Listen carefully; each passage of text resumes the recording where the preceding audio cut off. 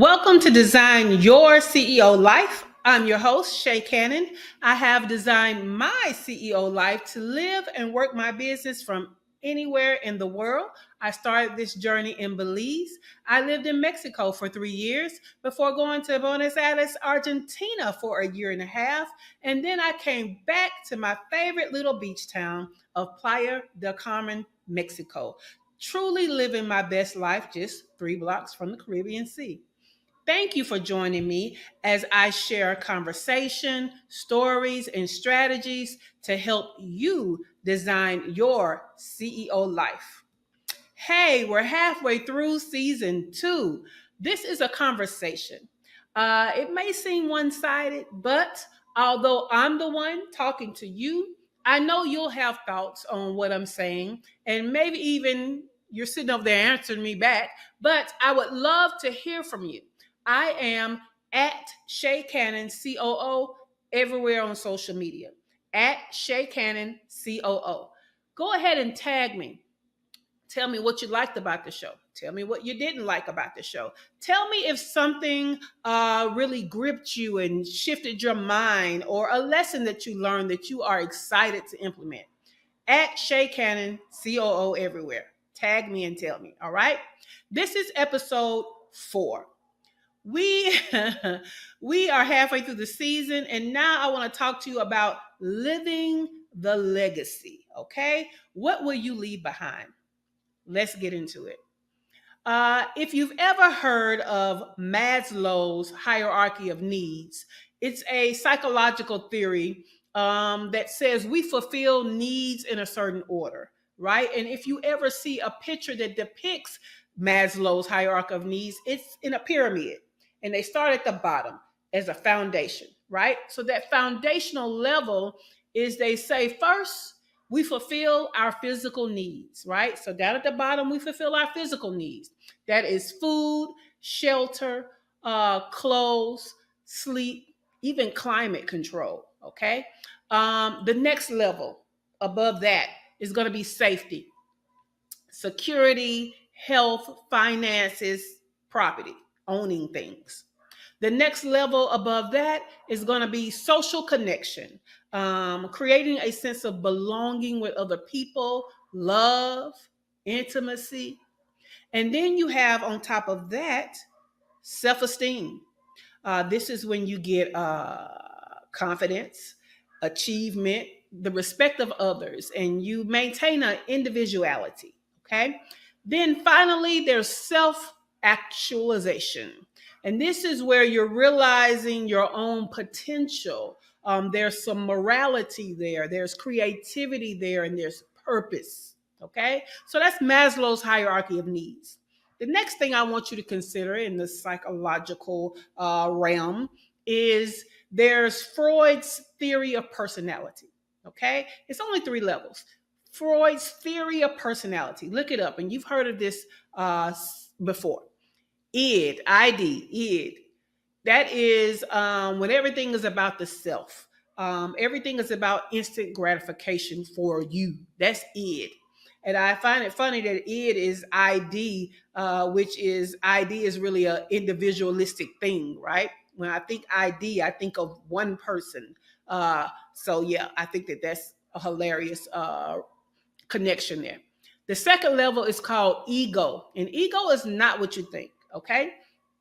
Ego in this theory of personality is actually more about working with others, but in a practical way. It's about practicality, or a means to an end. Okay. So that's ego. So we've done id, we're doing ego. Next is super ego, is at the top. Okay. And that is where we start implementing moral standards, or how things, we start thinking about how do things impact others. Okay. So first we are motivated by ourself and our instant gratification. Then we are motivated by working with others, but only as a means to an end. And then finally, we are motivated by implementing moral standards, which is how things actually impact other people. So we really start thinking about other people other than how they benefit us. Okay. So similar to these psychological levels, at first, designing your best life may have to do with just you. Okay? It's all about what you want and everything that impacts you. But the next phase is more to do with establishing a great life that leaves a lasting impact on others. Okay? So, I especially need to take my glasses off to say this, and that is not just about you. And ooh, if you know me personally, then you know that kind of stung me.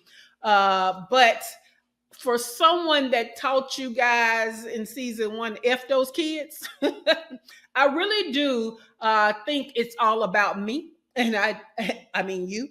I really think it's all about you. But for clarity, it starts with you, right? I don't know if you know this, but you are supposed to serve others. Yes, you are. But I believe it works best when you serve from your overflow. Okay? If you can imagine your life being a cup, everything in that cup is for you. You need it. Okay? All of it to be truly fulfilled. What you give others comes from the overflow, what's coming out of that cup. Okay? A lot of us are out here living life depleted, without enough, but still giving to other people. Everything we need to function for ourselves, we just are out here giving it to other people. Some of you are people pleasers, don't know how to say no. Some of you are just self-sacrificial. I've been that way in some areas, only with my kids, not with just general people. But instead of lack, let's focus on abundance. Okay? We're going to focus on abundance. When we fulfill the goals we talked about in the last episode and we actually build this amazing life, then it's time to start thinking about how our amazing life can multiply to impact other people's lives. Okay? If we can make that impact long term, then we are building legacy. Okay? After we are well taken care of.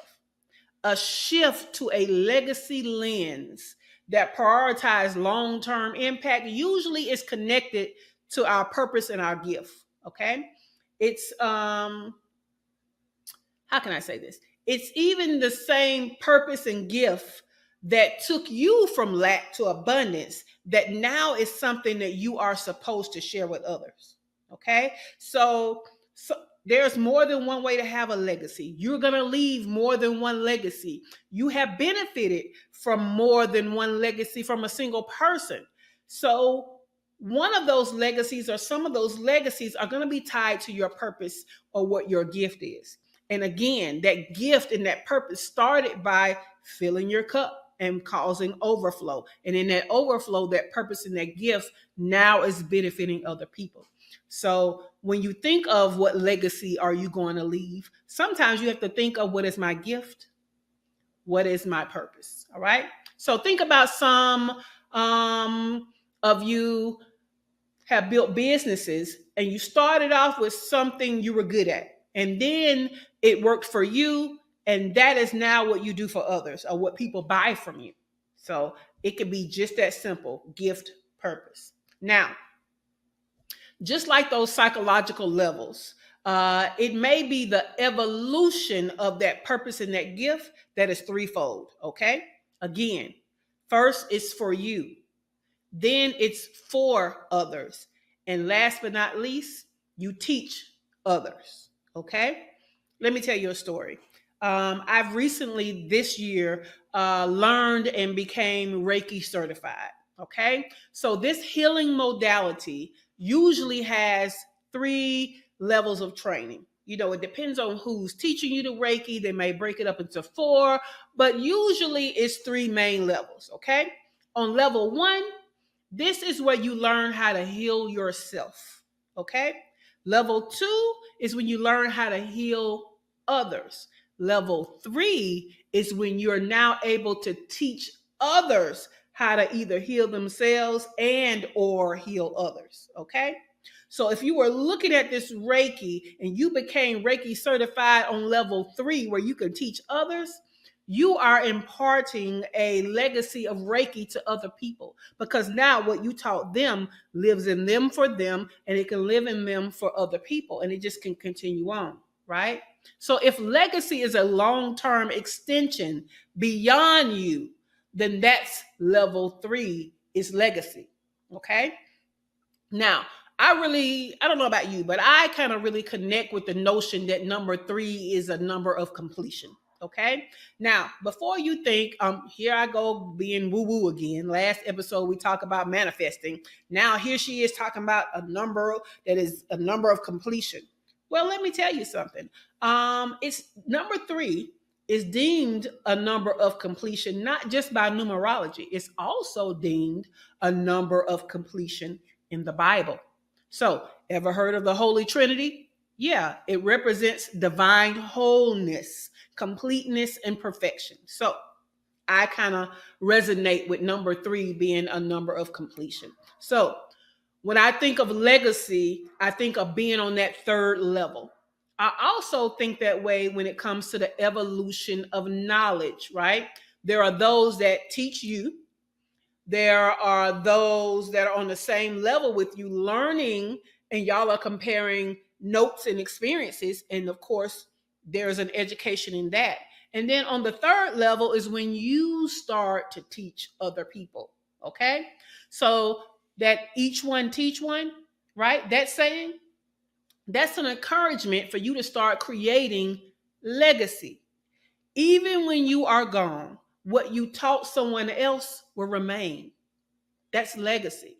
So ask yourself, how can you leave a legacy of passing on knowledge? Okay. I won't get too sentimental about it, but you listening to this show, you're witnessing one of the legacies I want to leave behind. A legacy of a life well lived for me as an example for others, through which I can teach and I can share that they can do it too. You can do it too, right? So I want to reverse as much of this hustle culture that is out there. You know, the team no sleep, and you got to work hard. Um, Maybe in the beginning, but maybe not always, right? One thing I know about creating a business is how you create it to be successful is usually how you got to continue it to continue the success. So if you're out here working overnight, not getting enough sleep, not taking vacations, not doing the things that really are the birthright of owning your own business, if you out here hustling to get successful, you're gonna have to continue to hustle to stay successful. I don't want that for you, right? So you have to ask yourself, am I hustling, or am I laying a foundation of hard work to where I don't have to do this later, right? So I want to erase hustle culture. I really do. I want more people who are making money to also have time freedom. Okay, here's a little story for you. I want you to ask yourself, what is money to you? If you don't have the time to spend that money on the things that you enjoy, what is that money to you? Money is a tool. What are you using the tool to have, to do, to be? Because if you're just making the money, but you're not having, you're not doing, and you're not being, why are we making the money? Okay, so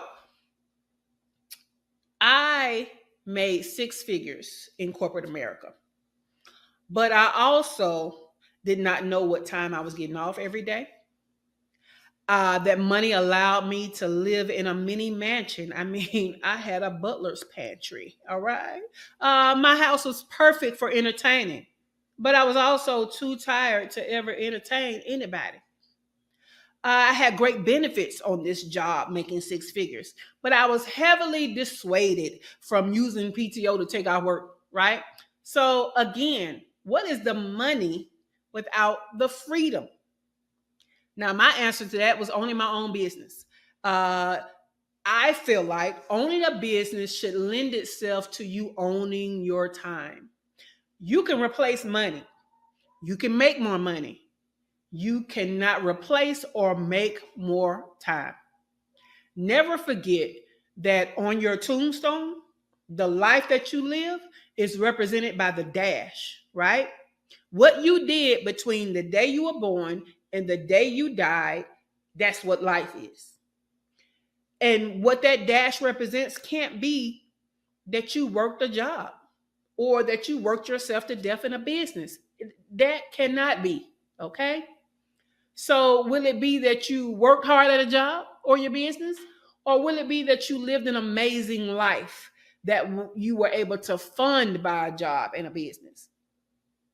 Heck, these days, people are dying at their desk only to be discovered days later in some of these corporate America businesses. I don't want that for me. I don't want that for you. I want to show you something different. And I want that different thing of making money and having time freedom to be my legacy. So, my question for you is, how can you leave a legacy of freedom? Okay.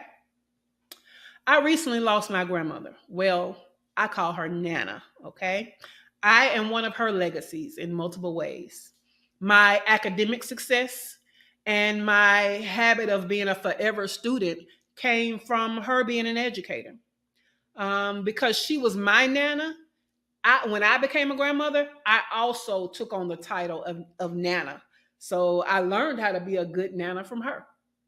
My Nana also sparked my love of entrepreneurship. She had various ventures, even though she was also a school teacher. And she got me started selling candy in middle school, where I learned foundational business lessons. I don't know if you heard the story before, but I learned things like don't get high on your own supply, that you can't spend all the money you make or you won't have enough to reinvest, those types of things. I learned that from selling candy. She was the financial stable person in the family, the one that everybody went to when they needed money or they needed help. But one thing about it, if you got resources from her, she was going to instruct you on how to use those resources. So right there is what I learned is you got to pay the cost to be the boss. Okay. If you can't pay the cost and somebody else has to pay the cost for you, they are the boss. She was a boss. Okay. So I learned that from her. So I also learned things like um, things that passed from her to me, and I have even passed to other people. I've learned that that is legacy. So my question for you is, how can you leave a legacy passed down from your ancestors? Um, Indian heritage means a lot to me. When I say Indian, I'm talking about Native American Indian, American Indian. One of the beliefs passed down to me is about entering situations and making them better than you found them. Okay. It's almost it's kind of where they get that how they treat the earth thing, like only take what you need. Try to put things back the way you found them, type of all of that. But it's a step above that. It's you enter a situation and you leave it better than you found it. Okay. So following this belief is how I know I'm a good person. It's how I know I deserve good things because I enter situations, I enter people's lives, I enter even rooms, and my goal is to make it better. I enter every situation wanting to leave it better. So things can be simple, but it's amazing how even simple things can leave a lasting impression or a legacy. So simple things like, I don't know, I'm from the South. And so we have that Southern hospitality, and we are very, what is the word I'm looking for? I don't know, but we are very into manners and doing things right and in order. So being from the South, I was always taught, when you get up from the table, you push your chair under the table. So I do that under every table. So I am very likely to even not just push my own chair under the table, but whereas other people have walked off and left their chair out, I'll push mine under the table and go around the table and push all the chairs under the table.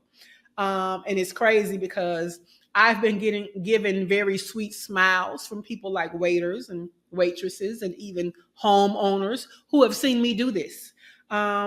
I also cannot tell you how many times a small child has seen me do it, and then they'll stop and push their chair up under the table too. And if they see me starting to push other chairs, they'll join in and help me.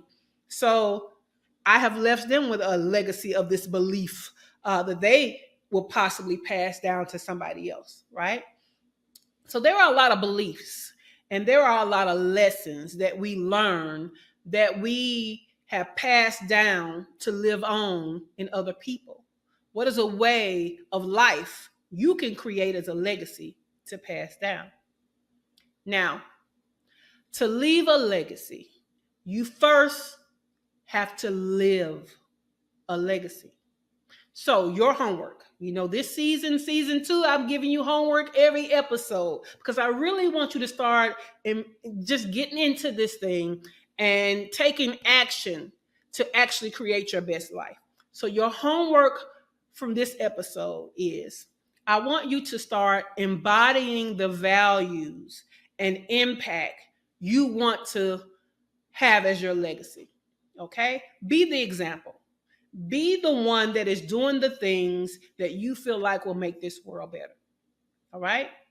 Use your influence to uplift and mentor other people. That's that each one teach one, right?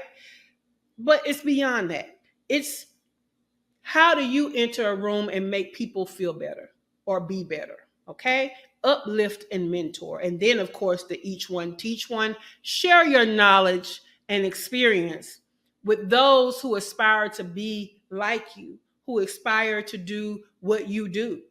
Share your knowledge and experience. This is how I got into coaching. I am a fractional COO that provides services, but how I got into coaching is I found a formula that works, and I wanted that formula to live on to help other people. I want other people, and maybe it comes from that American Indian belief, but I feel like if something works for me and it gives me a great result, I want to pass that something on to somebody else so they also have a great result. Again, that's why I'm even doing this show. I feel like when you learn something that works, it is your job to then teach other people that thing that works. So there is a legacy out there with your name on it where more people are able to do this thing that works because of you. What is your legacy going to be? And are you going to live that legacy as an example? So your homework, embody the values, use your influence to uplift, and share your knowledge and experience for those that need it to be better and be similarly situated as you. So again, yes, I am a CEO, but I provide award-winning fractional chief operating officer services to an exclusive clientele of 6 and 7-figure CEOs. I've been featured by Delta Airlines, Time, Thrive Global, and more. But I love to help entrepreneurs to stop spinning their wheels and struggling to get to their first 6 figures in business. If that is you, I'd like to invite you to my free group where we build community, we create collaborations, and we have conversations to provide you with transformational business growth. Go to shaycannon.info/group and join us. Again, that's shaycannon.info/group. Well, that's all for this episode. It's been a pleasure having you to tune in. So, CEO, go design a life worth living. Bye for now.